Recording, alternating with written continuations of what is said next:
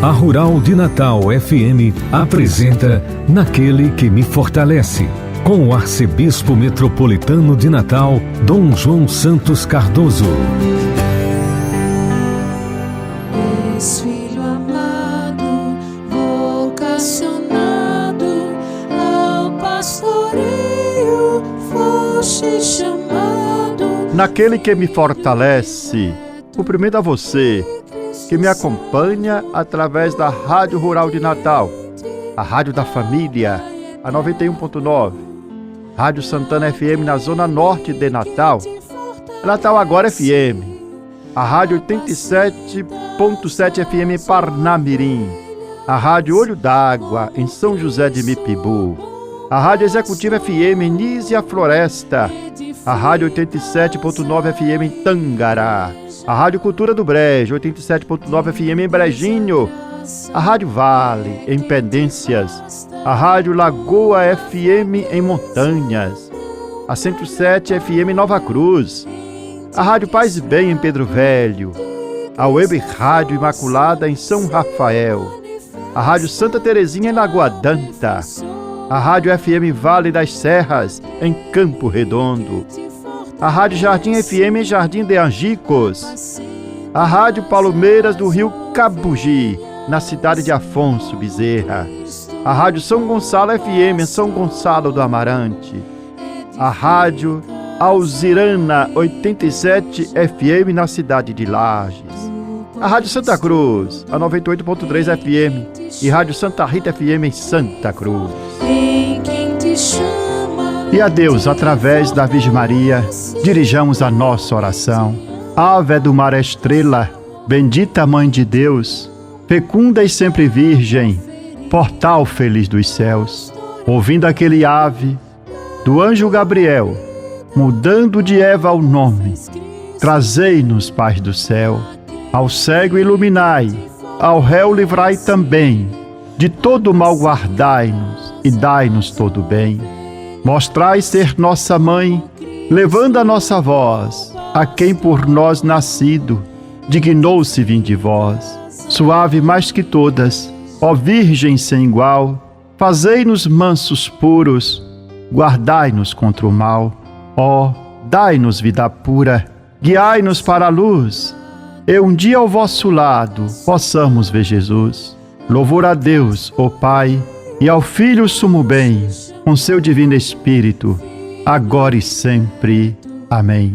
Oremos. Ó Deus Todo-Poderoso, pela intercessão de Maria, nossa Mãe, socorrei os fiéis que se alegram com a sua proteção, livrando-os de todo mal neste mundo e dando-lhes a alegria do céu. Por nosso Senhor Jesus Cristo, vosso Filho, na unidade do Espírito Santo.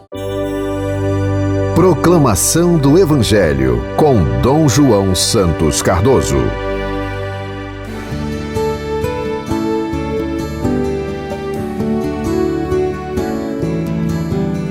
Estamos celebrando o 8º domingo do tempo comum. E o Evangelho proclamado em nossa liturgia é o de São Lucas, o capítulo 6, o versículo 39 a 45. Assim narra o evangelista. Naquele tempo, Jesus contou uma parábola aos discípulos. Pode um cego guiar outro cego? Não cairão os dois num buraco? Um discípulo não é maior do que o mestre. Todo discípulo bem formado será como o mestre. Por que vês tu o cisco no olho do teu irmão, e não percebes a trave que há no teu próprio olho? Como pode dizer a teu irmão: irmão, deixa-me tirar o cisco de teu olho, quando tu não vês a trave no teu próprio olho? Hipócrita, tira primeiro a trave de teu olho, e então poderás enxergar bem para tirar o cisco do olho do teu irmão. Não existe árvore boa que dê frutos ruins, nem árvore ruim que dê frutos bons. Toda árvore é reconhecida pelos seus frutos. Não se colhe figos de espinheiros, nem uvas de plantas espinhosas. O homem bom tira coisas boas do bom tesouro do seu coração, mas o homem mau tira coisas más do seu mau tesouro. Pois sua boca fala do que o coração está cheio. Palavra da salvação, glória a vós, Senhor.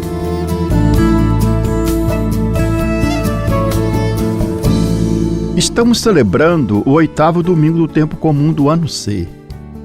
No Evangelho segundo Lucas, que é proclamado nesse domingo, Jesus ensina por meio de parábolas a importância da autocrítica, da humildade e da autenticidade na vida cristã. Ele questiona se um cego pode guiar outro cego, alertando sobre o perigo da falta de discernimento e da hipocrisia.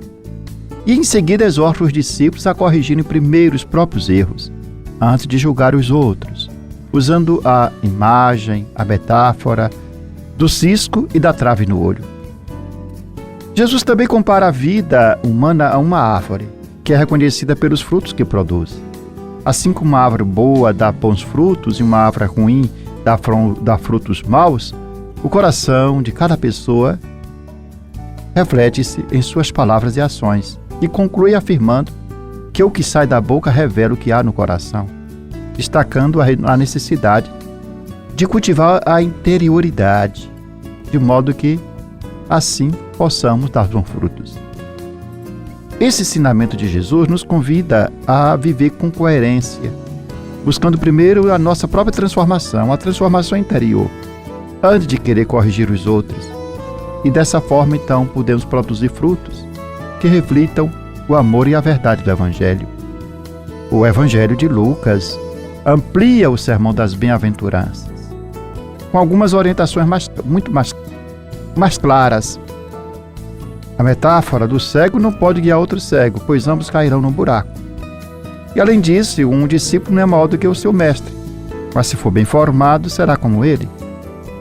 Se um cego não pode guiar outro cego, devemos ter muito cuidado com determinadas pessoas, ou quando nós mesmos nos colocamos na posição de guias, mas estamos interiormente cegas.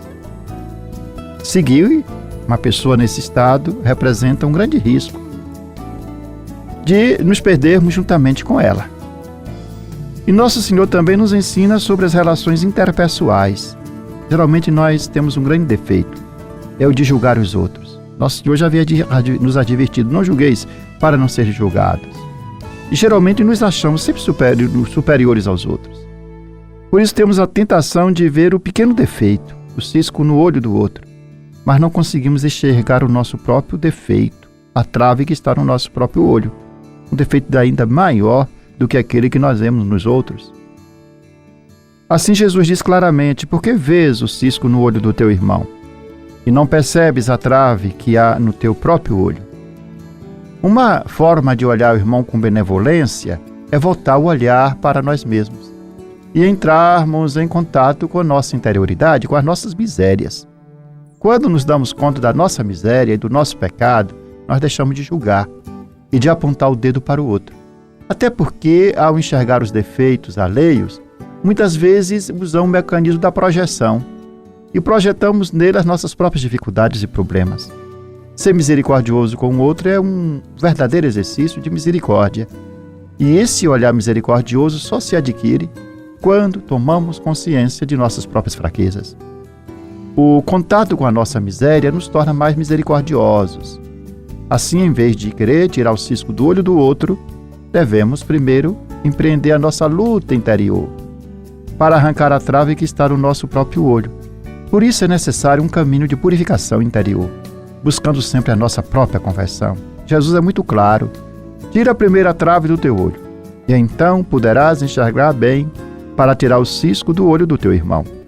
Uma pessoa bem resolvida, é psicologicamente equilibrada, consciente de si mesma, dos seus limites, das suas limitações, poderá ajudar a corrigir o irmão. Em vez de acusá-lo, ajudá-lo a superar a sua própria dificuldade, sem querer ser mestre de ninguém, já que um cego não pode guiar outro cego.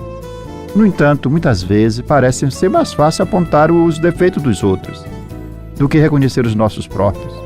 Quando julgamos e condenamos o próximo, geralmente os defeitos que vemos nele estão, na verdade, em nós mesmos. Por isso devemos estar atentos para fazer esse exercício de purificação, de mortificação e de superação de nós mesmos. Depois que Jesus fala do olhar, também nos convida a refletir sobre o nosso falar. O Senhor explica que a boca fala daquilo que o coração está cheio. De fato, o nosso modo de falar revela o que há em nosso coração. As palavras que usamos demonstram quem somos nós. Nosso Senhor nos ensina: não existe árvore boa que dê frutos ruins, nem árvore ruim que dê frutos bons. Toda árvore é reconhecida pelos seus frutos. Assim também ocorre conosco. As nossas ações, o nosso modo de ser, as nossas posturas, os nossos julgamentos nos falam e nos mostram quem de fato somos nós. A primeira leitura, que é também proclamada neste domingo, do 8º domingo do tempo comum, do Eclesiástico, apresenta um critério importante para conhecer as pessoas, que são as palavras. Aquilo que as pessoas falam, a sua fala. É verdade que a linguagem muitas vezes pode esconder e dissimular. Às vezes nós podemos usar a linguagem não para revelar alguma coisa, mas para dissimular. Mas também a linguagem sempre vai, de algum modo, revelar a essência de quem fala. As palavras não são apenas conceitos, mas também expressam a verdade do nosso coração. Por isso que o autor do livro do Eclesiástico afirma: assim como se sacode a peneira e nela ficam os refugos, assim os defeitos de um homem aparecem no seu falar. Nós devemos prestar bastante atenção a isso, essa imagem que o Eclesiástico usou. Há pessoas que, através de suas palavras, demonstram arrogância, violência, preconceito, falta de compaixão. E amplifica tudo isso por meio de redes sociais, faz ainda mais alargar o seu discurso de ódio. E alguns chegam a celebrar a morte dos que consideram inimigos e a glorificar o mal. Escandaloso agora com a doença do Papa Francisco saber que até cristãos católicos rezaram pela morte do Papa, torcendo pela morte do Papa. Não devemos fazer isso nem com os nossos inimigos, já havia dito Nosso Senhor no Evangelho do domingo passado. Não fazeis aos outros aquilo que não gostaria que fosse a si mesmo. Amai os vossos inimigos, rezai por aqueles que vos perseguem. Infelizmente, há quem use a linguagem para ferir, para agredir e para causar sofrimento no outro. Quem age assim mostra que perdeu a sua humanidade. A fala revela uma pessoa. Quem tem uma linguagem vulgar, quem tem uma linguagem agressiva, quem tem uma linguagem cheia de preconceito, expõe por meio dessa linguagem sua própria essência. Por isso que o autor do livro do Eclesiástico nos adverte: não elogies ninguém antes de ouvi-lo falar, pois é no falar que o homem se revela. Assim como o oleiro prova os vasos que fabrica no forno, o ser humano, diz o livro do Eclesiástico, é provado por suas palavras. Assim fala o Eclesiástico: o fruto revela como foi cultivada a árvore. Assim a palavra mostra o coração do homem.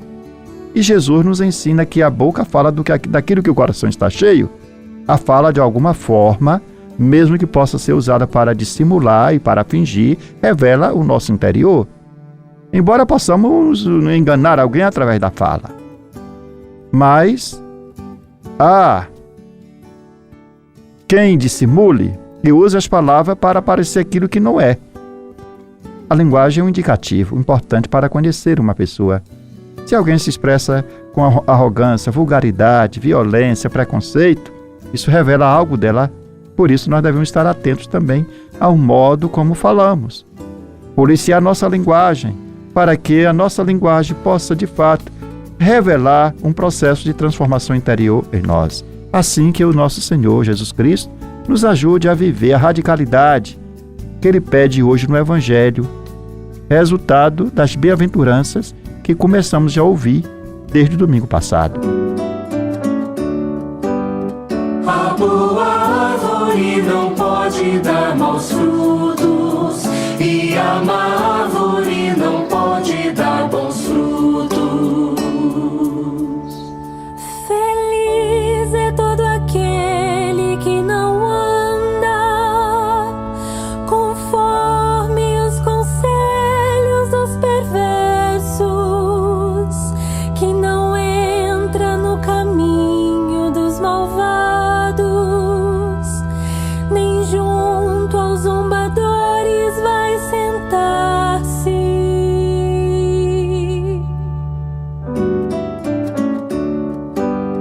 A boa árvore não pode dar maus frutos, e a má árvore não pode dar bons frutos.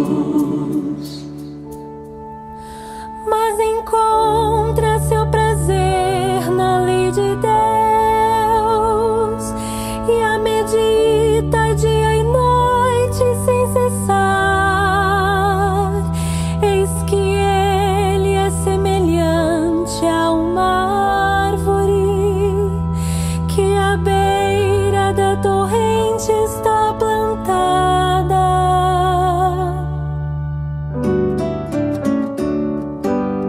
A boa árvore não pode dar maus frutos, e a má árvore não pode dar bons frutos. Você está ouvindo Naquele que me fortalece, com Dom João Santos Cardoso. Palavra que evangeliza.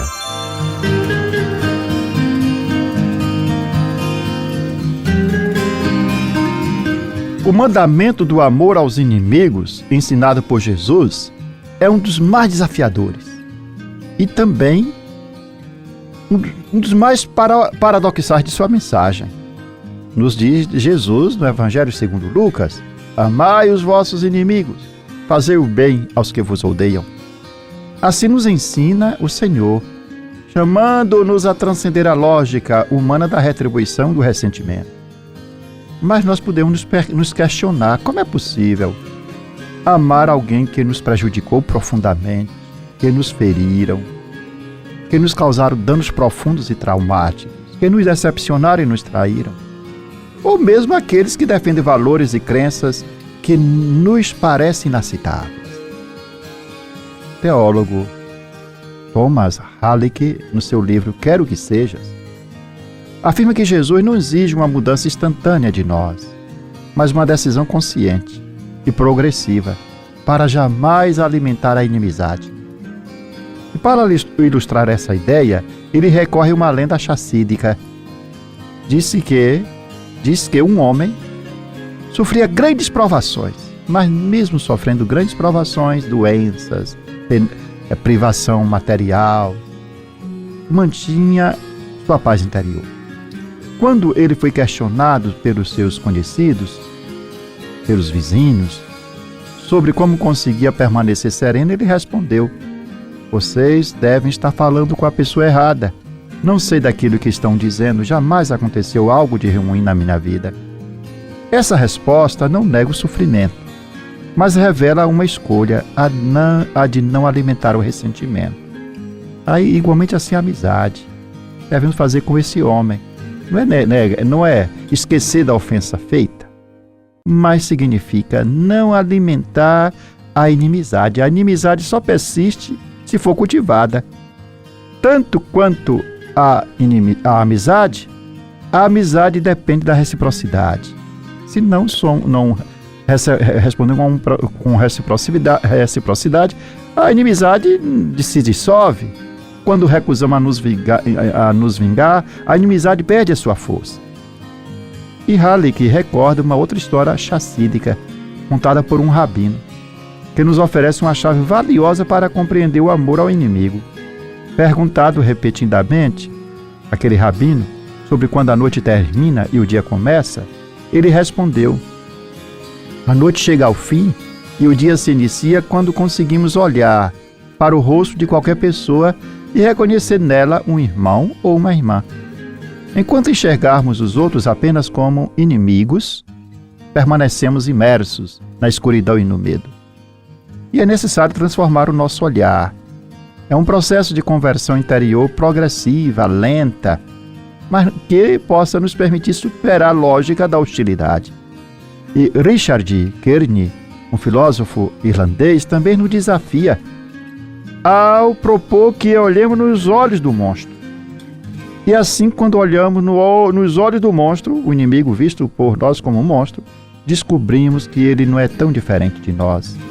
E esse exercício nos conduz à humanização do inimigo, reconhecendo a sua dignidade, evitando cair na tentação de demonizá-lo. Somente ao confrontarmos nossos próprios medos e projeções, conseguimos romper o ciclo da inimizade e abrir espaço para a reconciliação. A psicologia profunda de Jung complementa essa reflexão, ao mostrar que geralmente projetamos nos outros aquilo que não conseguimos aceitar em nós mesmos. Muitas vezes o que odiamos no inimigo são aspectos de nossa própria sombra. E esse mecanismo nos impede de reconhecer as nossas falhas e nos aprisiona em um ciclo de ódio. O amor ao inimigo exige um trabalho interior. para tomar consciência dessas sombras e desarmar a lógica da inimizade. Jesus nos convida a perdoar, como recitamos no Pai Nosso. Perdoa-nos as nossas ofensas, assim como perdoamos a quem nos tem ofendido. E perdoar não é um ato instantâneo, mas é um processo lento. Esse processo, quando conclui o seu fim, nos liberta do ressentimento. E é claro que o perdão não significa esquecer o mal sofrido, ou ignorar a injustiça que foi cometida, mas sim, o perdão significa recusar-se a ser prisioneiro da mágoa, do ressentimento e da vingança, pois se assim nos igualamos e ficamos parecidos ao inimigo que nós queremos combater, ficamos igual a ele. E Cristo nos dá o exemplo supremo, a perdoar aqueles que o crucificaram, quando do alto da cruz, insultado, ele então rezou: Pai, perdoa-lhes, porque não sabem o que fazem. O ensinamento de Jesus nos desafia a romper o ciclo do ódio e a trilhar o caminho da reconciliação. O amor ao inimigo exige um compromisso consciente de não alimentar a hostilidade, o ódio, o ressentimento, a violência. Somente assim deixamos de ser refém das sombras que projetamos nos outros e nos tornamos verdadeiros instrumentos da paz. Jesus não apenas nos ordena amar os inimigos, mas também nos convida a abandonar o espírito da inimizade, da hostilidade. Segundo o Evangelho de Lucas, capítulo 6, versículo 27 a 38, o amor ao inimigo não é passividade diante da injustiça, mas é uma resposta ativa que rompe o ciclo da violência. Traduzido no oferecer a outra face, que não significa aceitar passivamente uma agressão, mas recusar-se a responder à violência com mais violência, escolhendo o caminho de resistência pacífica. O amor aos inimigos é uma das exigências mais radicais do Evangelho, pois nos desafia a transcender as nossas reações instintivas. É claro, quando alguém nos ofende, a primeira reação nossa, instintivamente, é usar a mesma moeda. E nos convida a um amor incondicional semelhante ao amor de Deus, sendo perfeito como Deus é perfeito, sendo misericordioso como Deus é misericordioso. E esse mandamento não apenas confronta as nossas limitações humanas, mas também nos liberta do peso do ressentimento, pois nos ensina que perdoar não é esquecer, mas é uma escolha consciente de não permitir que o mal defina a nossa existência. E seguir esse caminho é exigente, é verdade, mas não é impossível. Com a graça de Deus e a ação do Espírito Santo em nós podemos aprender a amar de maneira autêntica, perdoar sem reservas e superar as barreiras da inimizade, tornando-nos verdadeiros instrumentos de reconciliação e de paz. Você tem um encontro marcado toda semana com o programa Naquele que me Fortalece, com o arcebispo de Natal, Dom João Cardoso. É o momento para ouvir a mensagem do nosso pastor. Contamos com a sua audiência. Aquele que me fortalece, ó irmãos, por Cristo a missão acontece. Aquele que me fortalece é o Senhor. Aquele que me fortalece é o Senhor. Aquele que me fortalece, ó irmãos, por Cristo a missão acontece. Naquele que me fortalece, assim concluímos esse nosso programa com esta oração, que devemos recitá-la todos os dias.